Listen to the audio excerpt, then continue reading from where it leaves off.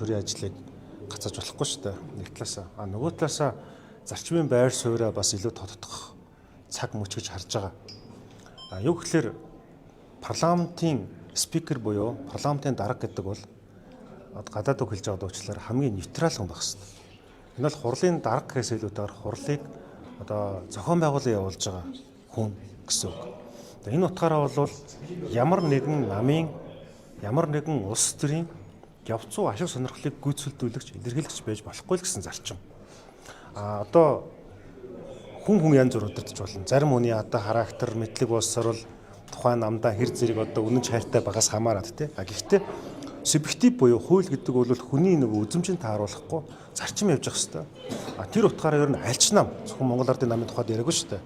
Дараа нь Ардсан нам олон холлоо гэхэд магадгүй хүн нам олон холлоо гэхэд тэр ялсан намын дарга нь өөрөө эсвэл нэг намын удирдлага хийж байгаа хүн өөрөө парламентын дарга байх нь өөрөө энэ нейтрал байдлыг алдагдуулна гэж үзэж байгаа. Одоо бид нар ингээд хууль батлах гэдэг шүү дээ.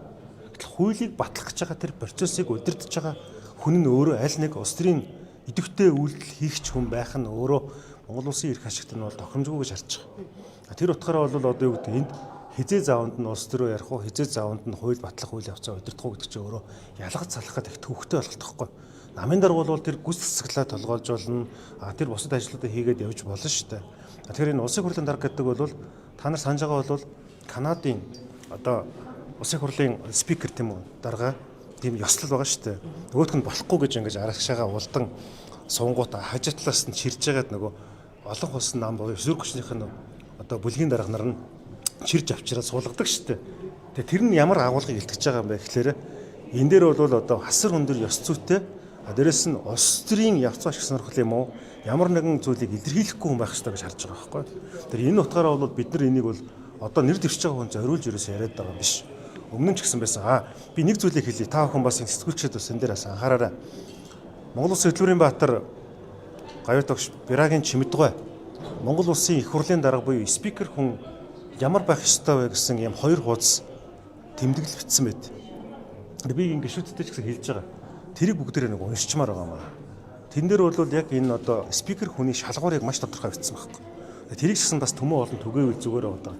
Агуулга нь бол тэнд бол монголчуудын язгуур ашиг сонирхол. Их хурлын гишүүнд бид нар тангар өргөдөг тийм үү? Тэр тангараа юу гэж өргөдөг вэ гэхээр Монгол улсын нийт иргэдийн элчийн хувьд Монгол улсын нийтлэг эрх ашигын төлөө бид нар тангар өргөцсөн байхгүй. Үндсэн хууль дээр. Гэтэл тэр дотор байгаа аль нэгэн төрийн болон төрөмөс байгууллага тэрнийг толгойлж байгаа хүн энэ өргөсөн тангаргийнхаа яг дунд нь хамгийн нейтрал буюу тэр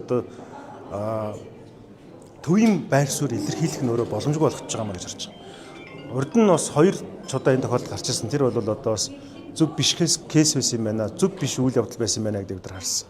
Гэтэл улс төрийн альч намууд улс төрийн сонгуульд ороод ялдаагсан тохиолдолд парламентын олонхыг авдаг. Олонхыг авж байгаа юм чи тухайн нам улс төрийн хүчин мөрөгдөлбөрөөр илүүлэх эрхийг гаргаж байгаа.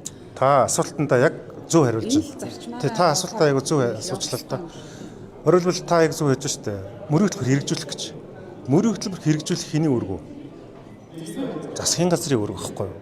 Хууль тогтоох хяналт тавих үүрэг хэний үүрэг вэ? Их хурлын үүрэг гэхгүй юу?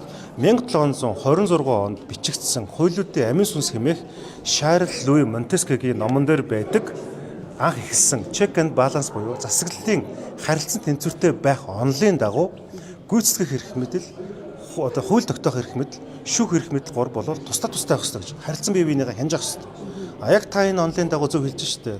Law enforcement хуулийг хэрэгжүүлэх executive power буюу тэр гүйцэтгэх эрх мэдэл бол засгийн эрх мэдэл гэдэг.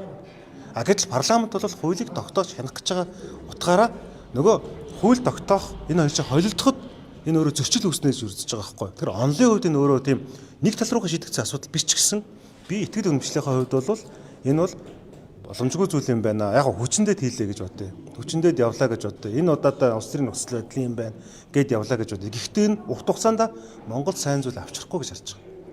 Намын дарга их хурлыг даргалснаас үүдэж юу гэдгийг парламентын үйл ажиллагаанд бас саад учирч ирсэн жишээ юу вэ? Яг өмнө нь бол Зандаа хөөгийн инх болд, Миягомбо инх болд гэсэн хоёр хүн нэг нь Ардсан нам нөгөөх нь Монгол Ардын намын дарга байхдаа парламентын одоо спикер хэлээ шүү дээ.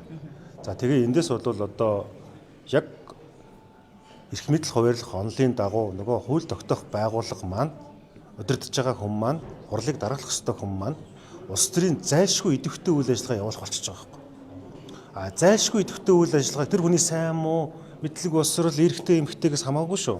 Зөрөөсөө эн чинь намын дарга ажиллах ёстой шүү дээ. Идэвхтэй намын дарга ажиллах юм. Тэр одоо ялангуяа эрх хүрж байгаа нам бол тэр засгийн газартай нам гэдэг чинь бол тэр хууль хэрэгжүүлэх явдлыг тултлах ёстой шүү дээ. Гэтэл нөгөө талд нь болохоор тэнд нь хяналт тавих субъектыг даргална гэхэр чинь нэг гараараа хуулийг хэрэгжүүлэх гээд нөгөө гараараа хуулинтай хяналт тавих гэдэг шүү дээ. Хэрэгжүүлэлтэнд нь тэр энэ чинь өөрөө логикийн хувьд зөрчил үүсгэж байна л гэж би харж байна. Гэхдээ улс төрийн яг энэ үйл явц өрнөж байгаа энэ цаг үед процесс дээр арц нам энэ одоо их хурлын даргыг одоо холбоотой одоо хууль санаачилж бойкотыг замаар болцоо ахиулах чинь ийм хардлага олон нийтийн зүгээс хардлага байж болно тий. Энэ дээр та бас За тийм. улс төрийн үйл ажиллагааг бас тогтворгүй байх. Тий ер нь түүхэнд түүхэнд ер нь гихтэй гэсэн ойлголт байдаггүй тий. Тэгтэй гэсэн ойлголт байдаггүй шүү дээ. Гэхдээ нөгөө талаас бид нар бас түүхийг бүтээж байгаа ч тийм үү. Гэдэг нь бол зөвхөн өнөөдрийн энэ нөхцөл байдал биш. Урт хугацаанд бид энэ Монгол төрийн тогтвортой зөв, тунгалаг, харилцан тэнцвэр хяналттай байх тал дээр нь байх ёстой шүү дээ. Энэ утгаараа бол бид нар энэ зарчмыг чинь дөнгөж сая хэлээгүй шүү дээ. Өмнө ч гэсэн хэлжсэн шүү дээ. Өмнө ч гэсэн хэлжсэн. Яг зүгээр яг одоо бол энэ тод харагдаж байгаа учраас энэ дээр явж байна л да. Зүгээр яг би нэр дэвшигчийн тухайд ч юм уу эсвэл бол одоо ингэж нэр дэвшүүлж байгаа намын бүлгийн процессыг бол буруутгаагүй шүү дээ. Яг тэгэхээр бид нар чинь нэг удаа Монголын төрийг зорвсгоо үед нь ингэж бүх юмыг дүгнж болохгүй шүү дээ. За 28 онд Арцсан нам олох боллоо. Яг ийм асуудал гарлаа гэхэд Арцсан нам ялсан тохиолдолд Арцсан намын дарга нь их хурлын дарга гэж болохгүй л гэж хэлж байгаа. Дахиад 32 ингээд Монголын төрийн түүх үргэлжлээд явхад, улс төрийн түүх үргэлжлээд явхад ч гэсэн бид нар энэ зарчмыг барих ёстой гэж үзэж байгаа байхгүй юу? Тэнгүүт одоо юу гэдэг нэг нам дээр өөр бодолтой, нөгөө нам дээр өөр кейс гэж болохгүй шүү дээ. Тийм л итгэл юмштай байна. Дахиад би 10 жилийн дараа чинь байр суурьндаа байж чадна. 20 жилийн дараа чинь байр суурьндаа байж чадна.